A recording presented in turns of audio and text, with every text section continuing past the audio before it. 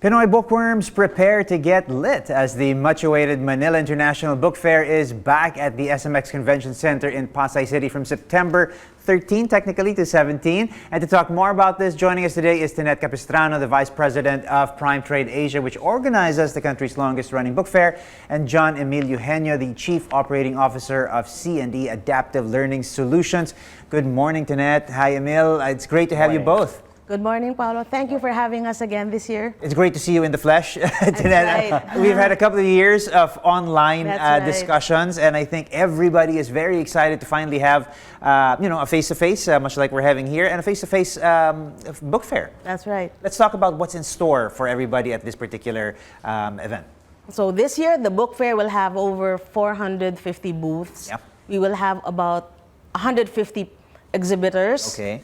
And we are bringing in lots and lots of authors. There will be lots and lots of activities.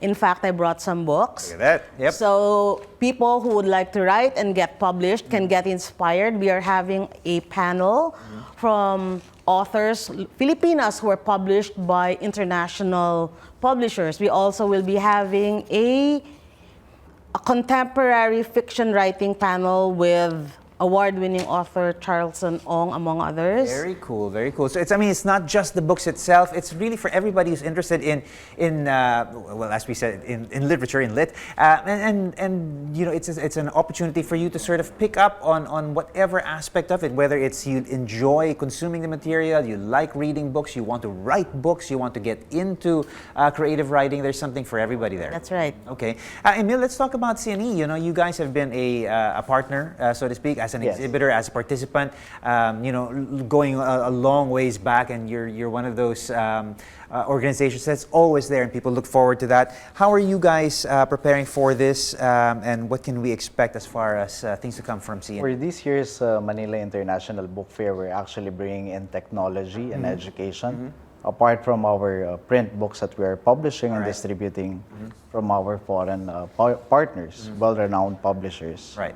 So these technologies would include STEAM education, learning management system, school management system, and even robotics. Okay, if we're talking about, are we talking about printed material? We are saying it's the International Book Fair, but as we just heard from, the previous package, Malcolm Gladwell was talking about how we can leverage on, the printed material and translating that, although they are two distinct audiences, translating that into audiobooks and that sort of thing. Is that part of where we're going with, the areas that we're interested in the book fair?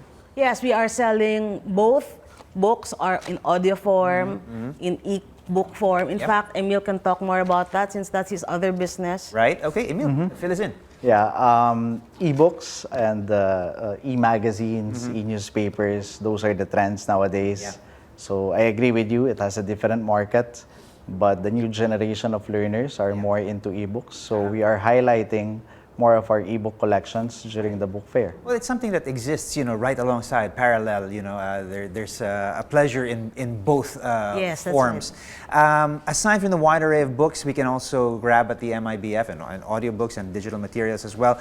There's also a ton of special activities. We just had former Miss Universe Pia Wirtz back here talking about how she was going to debut her book and actually do book signings at the MIBF. Aside from this, what are some of the other exciting activities? All right, we have a new track. It's called a conference. For the first time, we're going to do a conference on sustainable schools. Nice. It's never been done. All right.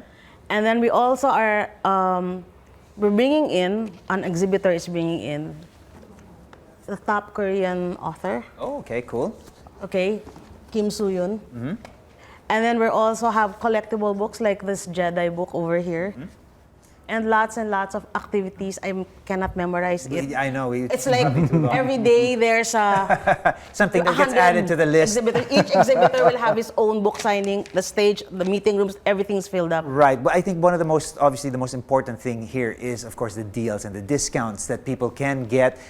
We enjoyed, although it was a little limiting online actually opened a few different avenues also for people to attend and also to actually make purchases and purchase the books. How are we going to be able to sort of leverage on that? Do we still have the online version? Can people still participate online and make purchases online, and what kind of deals are we in for? All right. Ever since we brought back the face-to-face book fair, the online sales kind of dropped at that period. Okay. So they would just email us and ask for lists. But it's different when they go to the book fair, buy a book, and then they smell it. Yeah, it's well, that's what the book's all about. That's what the smell, everybody does. The physical sensation of turning those pages. Even if there are e-books, Yeah. I can tell you the lines reach up to MOA Church for the author signings. Right, right. So printed books are here to stay, aside from the resurgence of e-books. Right. Okay. And in that line, as far as ebooks goes, is there the same amount of excitement?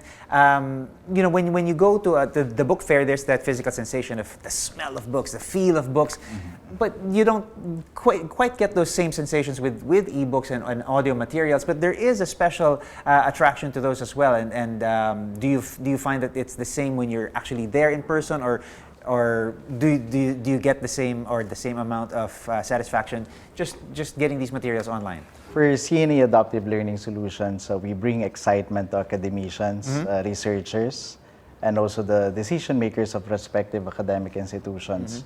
Our target is to deliver digital content to academic institutions to help them achieve better outcomes. Okay. And also for their research. Cool. So our target for trade, it's particularly on the print, but on the educational side of it, on the academic side, it's more of the digital content that they're looking for. Well, like I said, these two paths, really sort of run parallel to each other.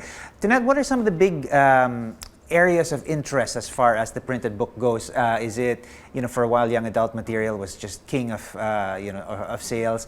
Educational material will never go away. Collectibles are also important. What do you think is the area where we see a lot of growth and interest?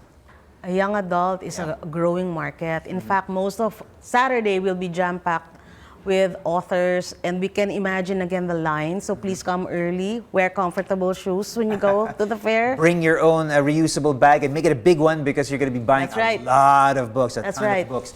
Okay, we said September 13 to 17. 13, though, is a special day. That's right. I'd like to invite all teachers, librarians, academicians, and bulk buyers. Please come from 2 o'clock to 6 o'clock p.m. on September 13.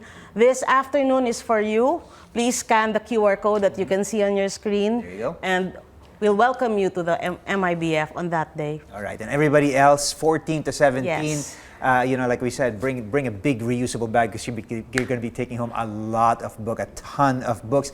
Real pleasure to have both of you here. We're looking forward to this, of course. That was Tinette Capistrano and John Emyl Eugenio. Thank you for joining us here on New Day. And thank you for having us. We'll see you at Thank you the for book fair. having us. Thank you.